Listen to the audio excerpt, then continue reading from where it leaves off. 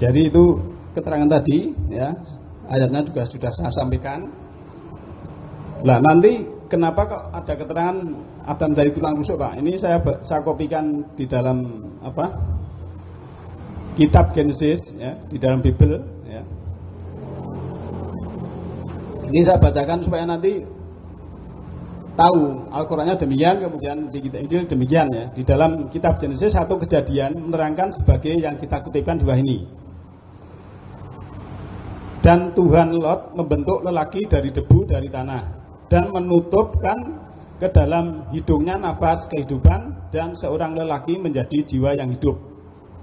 Dan Tuhan Lot menumbuhkan suatu kebun di sebelah timur dan Eden, dan di sanalah dia tempatkan lelaki yang dia telah bentuk tadi.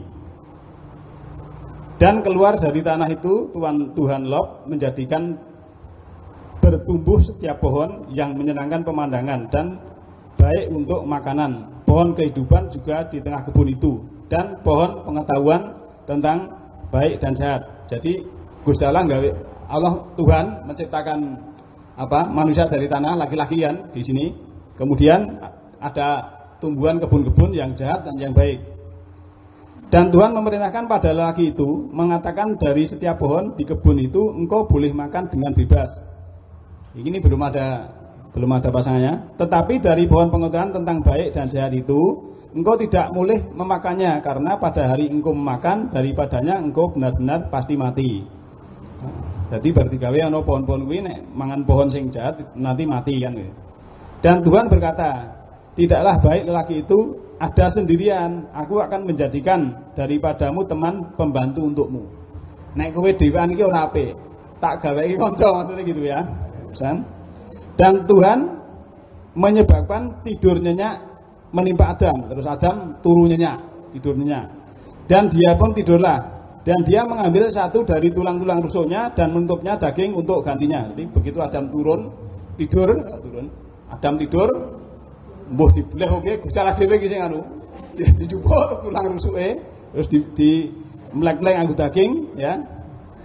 Dan tulang rusuk yang Tuhan telah ambil dari laki itu dia jadikan seorang perempuan dan membawanya kepada laki itu. Barang wis dadi dituduhke, tangi iki lho anumu kan gitu.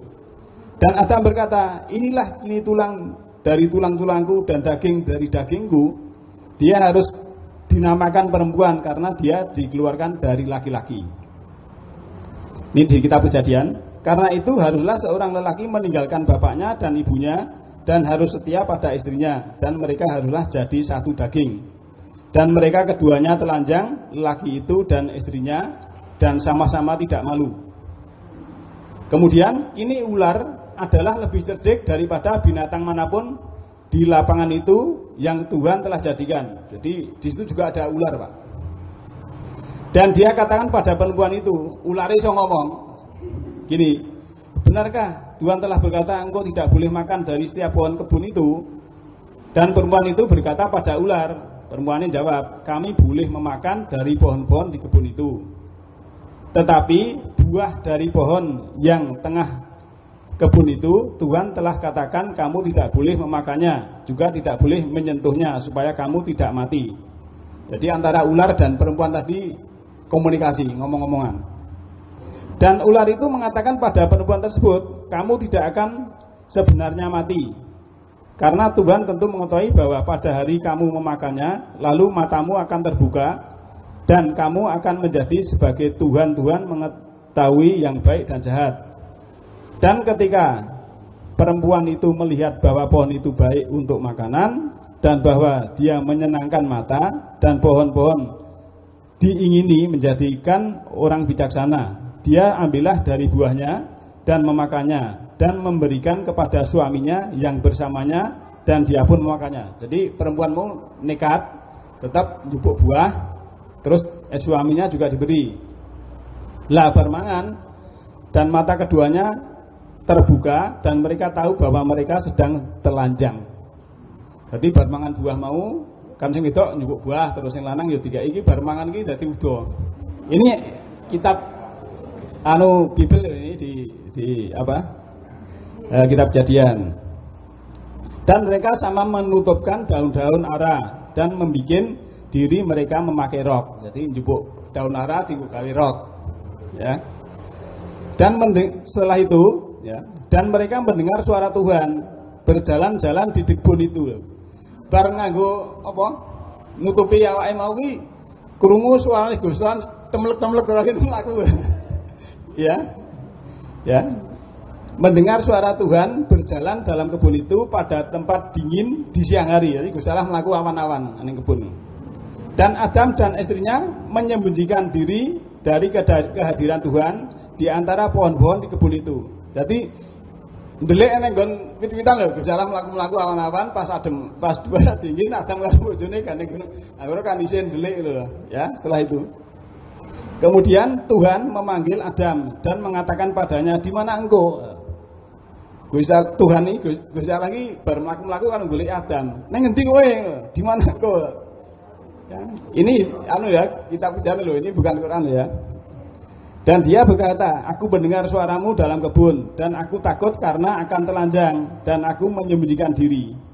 Dan dia berkata, "Siapa yang mengatakan padamu yang engkau telanjang? Sudah engkau makankah dari pohon itu? Daripadanya aku perintah engkau tidak boleh makan." Nah, ditanya, dari sini wis tanya jawab. Kok ndak ndelik ngopo? Saya malu karena telanjang tadi kan. Dan lelaki itu berkata, "Perempuan yang engkau berikan untuk bersamaku, dia memberi aku pohon itu dan aku telah memakannya." Dan Tuhan berkata pada perempuan itu, "Hal apa yang ini telah engkau lakukan?" Perempuan itu berkata, "Ular itu menipu aku dan aku telah memakannya." Ini ceritanya. Dan Tuhan berkata pada ular itu, "Karena engkau telah melakukan ini, engkau dikutuki di atas semua ternak dan di atas setiap binatang di lapangan, di atas perut engkau harus berjalan dan debu harus engkau makan sepanjang hari hidupmu." Jadi Tuhan sepoto karo ulo mau, gandeng kowe ya wis nggodha ngono wis kowe mlakumu anggoteng gitu kan. Cara gampangane ya. Kepada perempuan itu dia katakan, "Aku akan perganda duka citamu dan kehamilanmu. Dalam duka cita engkau akan melahirkan anak-anak dan keinginanmu haruslah kepada suamimu dan dia akan memerintahmu." Dan kepada Adam dia katakan, "Karena engkau telah mendengar suara istrimu dan telah memakan dari pohon itu, yang daripadanya aku perintahkan padamu dengan mengatakan engkau tidak boleh memakannya. Terkutuklah tanah karena engkau. Dalam duka cita engkau harus memakan daripada sepanjang hari hidupmu." Dan Adam memanggil nama istrinya Eva, karena dia adalah ibu dari semua yang hidup. Jadi kata-kata Eva jadi Hawa itu memang di dalam Bible. Maka kalau lihat cerita ini dengan cerita Al-Quran Pak, kan sangat apa ya? Kalau Al-Quran itu sesuai dengan ilmu pengetahuan astronomi, ya. Tapi kalau di sini mosok Gusti Allah kok mlaku-mlaku guragam ndelik ning sanding pete ora ngerti jeluk-jeluk. Coba kalau bisa dibaca. Jadi kalau punya Bible sendiri bisa dibaca sendiri, ya. Maka itu sebenarnya untuk kita ternyata setelah kejadian itu sebenarnya kalau menurut Al-Quran tadi setelah Adam dan istrinya sadar melakukan itu, kemudian dia berdoa sesuai di surat Al-A'raf 23. Keduanya berdoa, "Tuhan kami telah menzalimi diri kami," ya, di Rabbana dzalamna anfusana itu. Ya, setelah itu memang Adam punya kesadaran yang tinggi, yaitu ini kan mungkin doanya punya sudah hafal. Masuk kita kan kalau dolim sendiri kan doanya ini. Ya. Jadi inilah sebetulnya perbandingan antara Al-Quran dan menurut sini. Maka kalau Bapak Ibu masih wah aku tetap percaya sing ngono kuwe dari tuang rusuk ya monggo, ini saya namanya kajian. Jadi wawasannya biar luas, biar namun saya garis bawahi bahwa keterangan dari Al-Quran itu sebetulnya pasti dan kebenarannya dan sesuai dengan al-pikiran dan ilmu pengetahuan yang modern. Tapi kalau baca-baca di Injil dan lain itu biasanya seakan-akan cuma di bumi Pak. Tapi kalau Al-Quran itu rahmatan lil alamin, itu seluruh jagat raya, bukan hanya di bumi. Maka seakan-akan kan segala sesuatu hanya di bumi.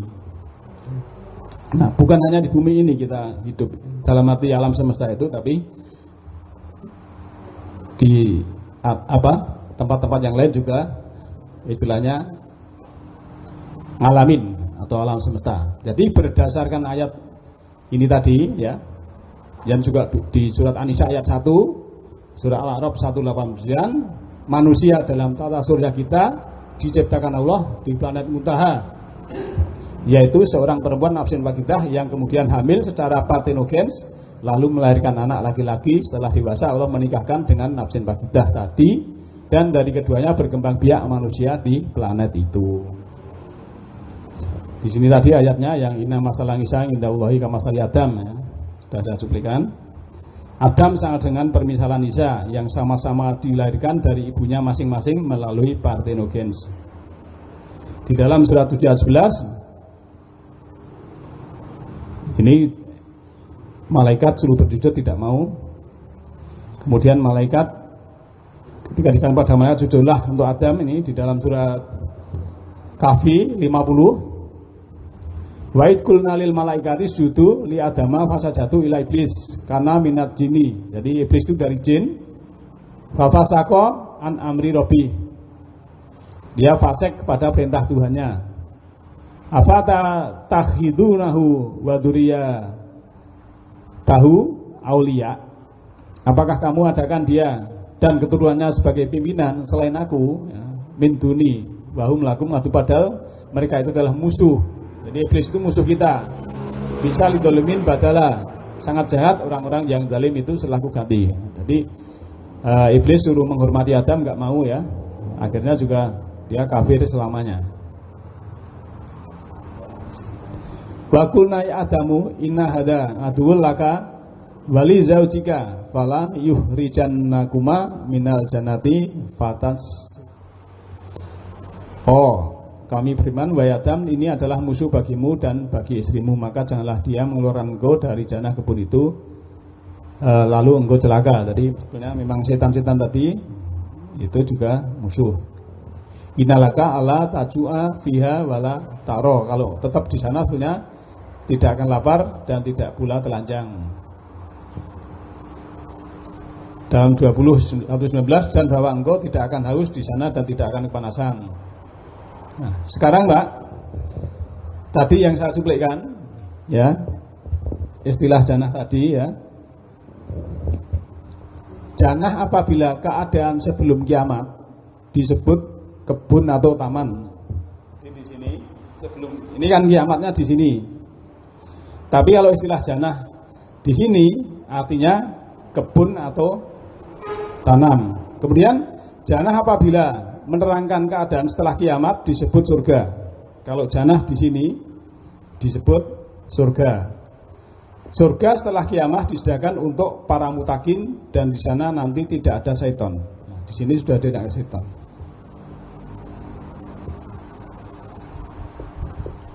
Jadi bedanya jannah bahasanya sama di dalam Al-Quran. Nah, ayat itu menerangkan pas di mana, kan begitu. Ini istilah jannah di dunia. Surat 26, 147, 34, 15, 2265 dan seterusnya. Ini jannah yang misalnya di dunia. Ini ada istilah di dalam kaum Samud, kemudian ada yang kaum Saba, ada yang kaum Ad, ini ya, istilah-istilah jannah di dalam dunia ini, karena di sini adalah jannah yang itu adalah kejadian sebelum kiamat.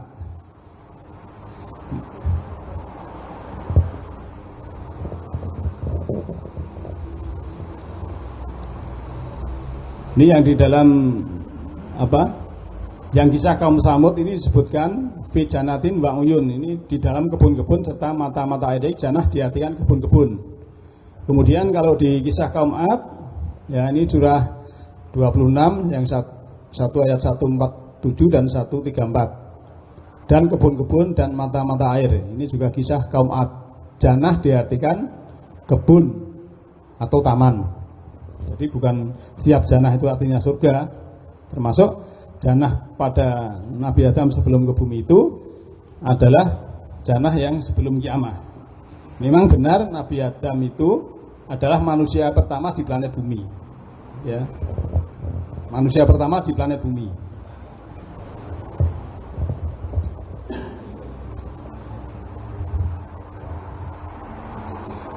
Ini zaman Fir'aun. Janatin juga artikan kebun-kebun, ya. Surat 44 ayat 25. Janatin wa uyun. Berapa banyak mereka tinggalkan kebun-kebun dan mata-mata air. Jadi Fir'aun itu juga meninggalkan janah. Tapi janahnya bukan janah surga, tapi janah yang berarti taman atau kebun. Ini yang kaum Sabak, surat 34 ayat 15. Sungguh bagi Sabak pada tempat tinggal mereka ada ayat, 2 kebun di sebelah kanan dan kirinya, selatan dan utaranya. Bumi dilihat dari arah putaran. Makanlah dari rezeki Tuhanmu, bersyukurlah untuknya, negeri yang baik dan Tuhan yang pengampun. Baldatun thayyibatun warabun ghafur. Ini istilah janata ini. Ini janata ini diartikan kebun sebelah kanan dan kiri, karena memang itu ya ngan yaminin wasimalin. Dilihat dari putaran bumi. Nah, putaran bumi kan sini, bumi kan putar bumi, jadi sebelah kanan dan sebelah kiri berarti sebelah selatan dan sebelah utara. Ini janah diartikan bukan janah di surga nanti, ya. Maka istilah janah itu harus kita lihat. Maka Bapak Ibu sekalian, dalam kita memahami ayat Al-Quran itu istilahnya jangan ada unsur keduniaan, ya. Saya ambilkan contoh di dalam kisah, bukan kisah nih. Saya lihatkan seseorang, ya. Di sini Abu Bakar,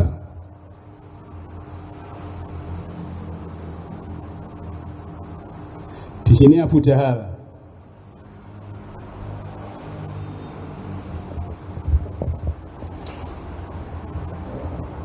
Kalau Abu Bakar ini, ya, memandang Muhammad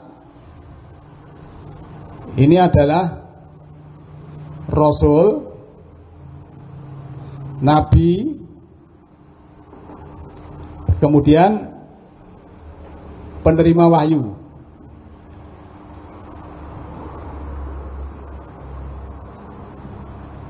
Di samping itu juga menjadi menantunya. Dari beberapa hal, Abu Bakar ke Muhammad ini kebanyakan pikirannya tentang akhirat, tentang ukhrawi. Tapi kalau Abu Jahal ini kepada Muhammad, ya, kuwi gur ponakku, ponakanku. Kemudian kuwi cah yatim, kuwi cah miskin, anaknya mung ra duwe, kan begitu. Pikirannya Abu Jahal ini tidak dapat petunjuk karena memandang Muhammad itu serba dunia. Dari pikiran nalar sini tidak pakai di hati. Jadi alah Muhammad ini wong ponakku, ge yatim, ge miskin, loro-loro melu bae, melu paklike, melu itulah. Ini Abu Jahal tidak mau mengimani apa yang disampaikan. Tapi beda dengan Abu Bakar, sama-sama memandang, oh ternyata Abu Bakar mengimani. Nah, kalau kita sesuatu ayat kemudian kita pikirannya dunia, juga tidak terimbas kepada hati. Maka segala sesuatu itu kita lihat seperti Abu Bakar itu. Kita lihat yaitu ada istilahnya yang berhubungan dengan keimanan, dengan apa? Hati yang bersih.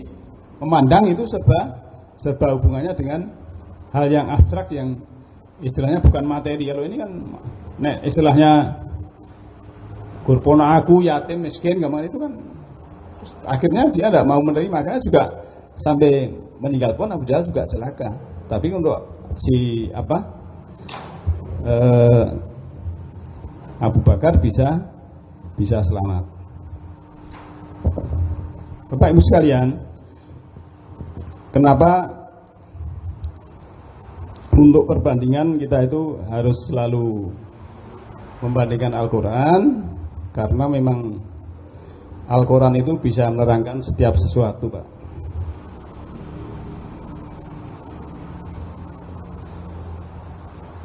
Ini sebagai motivasi kita, ya. Ini selalu saya tampilkan di dalam surat 16:89 bahwa Al-Quran itu kitab tibyana likulisai. Al-Quran yang menerangkan atas tiap-tiap sesuatu. Huda petunjuk, warahmah rahmat, wa busra lil muslimin, dan kabar gembira untuk orang-orang yang muslim. Itu harus kita tanamkan dulu. Al-Quran bisa menerangkan. Namun kalau ada pertanyaan tidak mungkin dijawab hanya 1 jam atau berapa, harus berkorelasi. Maka kita memahami Nabi Adam pun sebetulnya manusia pertama itu harus tahu tata surya, kemudian tahu atas bawah, tahu istilah jannah, tahu istilah tin, tahu istilah turab, kemudian perbandingan juga dengan Nabi Isa. Kemudian juga kita harus membuka Bible, kenapa kok sampai begitu, ya. Namun kalau istilahnya masih percaya yang di luar Quran, saya juga tidak harus mengharuskan, terserah Bapak Ibu sekalian. Namun sebetulnya Al-Quran itu adalah lengkap dan bisa menerangkan. Jadi semua masalah dan kesulitan ada jawabnya di dalam Al-Quran. Ketika kita mengeluh, mana mungkin, Allah menjawab, jika kamu menghendaki cukupku berkata jadi maka jadilah. Jadi kalau sesuatu itu tidak mungkin, tapi secara hukum kausalita mungkin, ya Allah tetap memungkinkan. Ketika kita mengeluh, kesel, capek, Allah menjawab, dan kami jadikan tidurmu untuk istirahat. Surah Naba ayat 9. Ini salah satu menyelesaikan masalah, menerangkan tiap sesuatu. Ketika kita mengeluh, uripi yo rekoso banget yo, berat banget, koyone wis ora kuat, ya. Kalau punya di surat Al-Baqarah 286, la yukallifu nafsan illa wus'aha. Allah tidak membebani seorang melainkan sesuai kesanggupannya.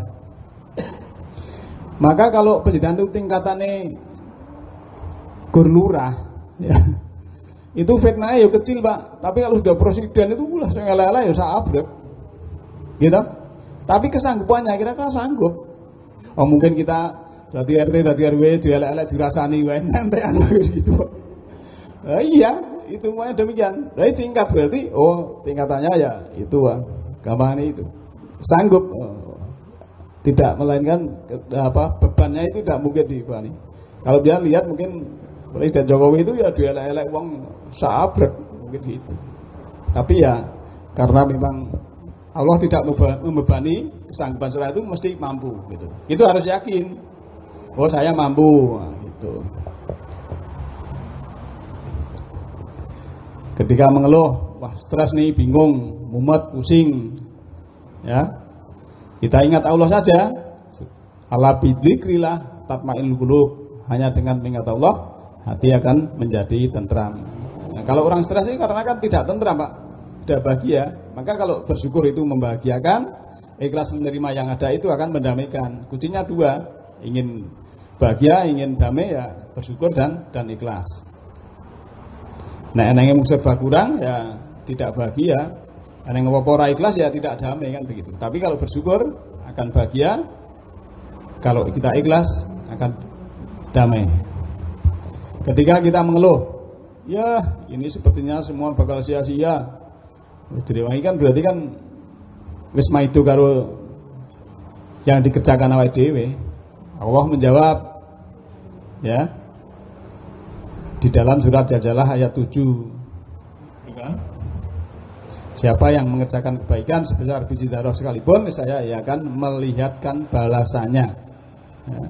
Ini yang idza zujilatil ardu zilzalaha dan seterusnya itu. Saroyaroh, khairoyaroh itu. Ketika kita mengeluh kemana semua orang, nggak ada seorang pun yang mau bantuin. Wis aku dielek-elek, anak sing bantu. Wis randuwe. Itu kita harus ingat Allah.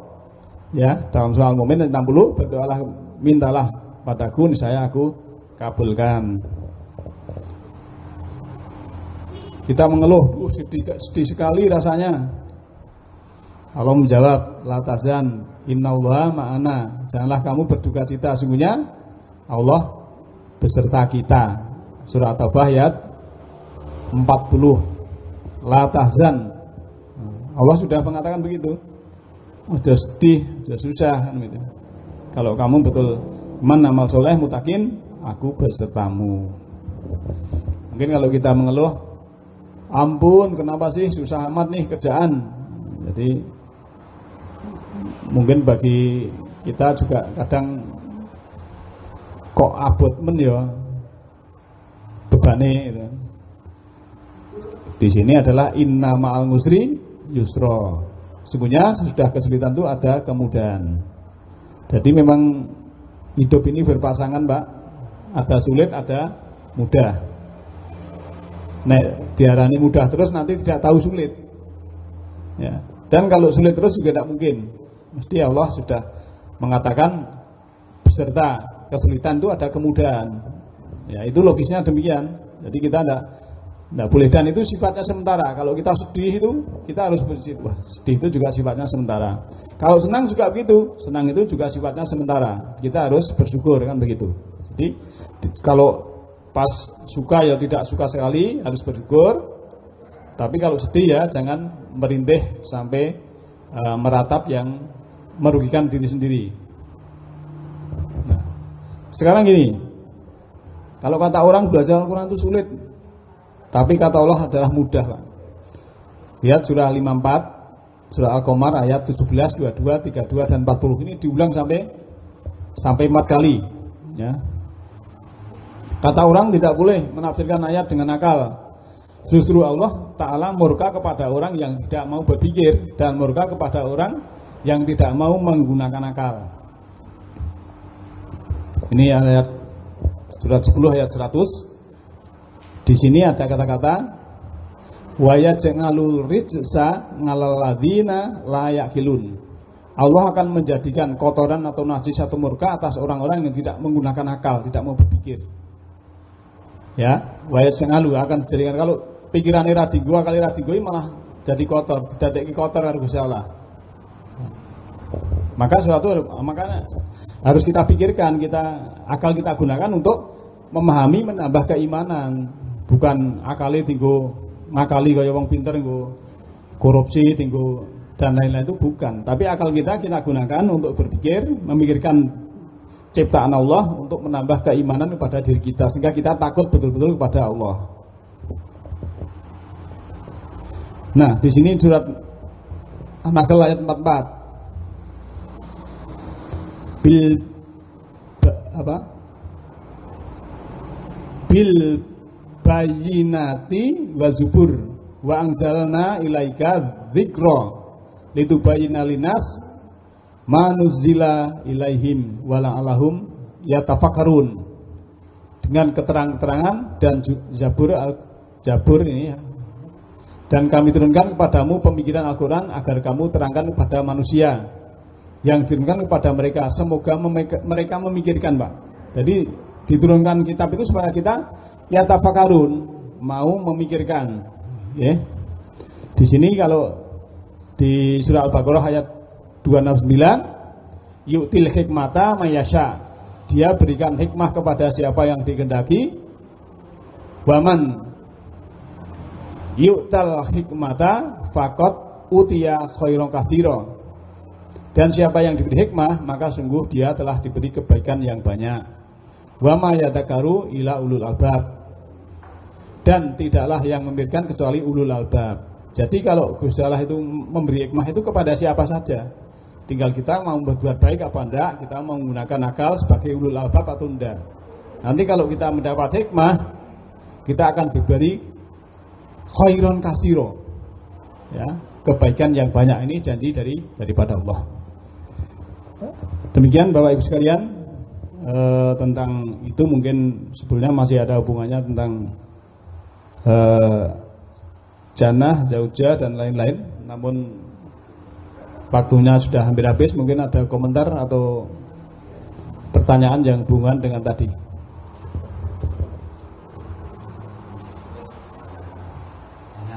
Yeah.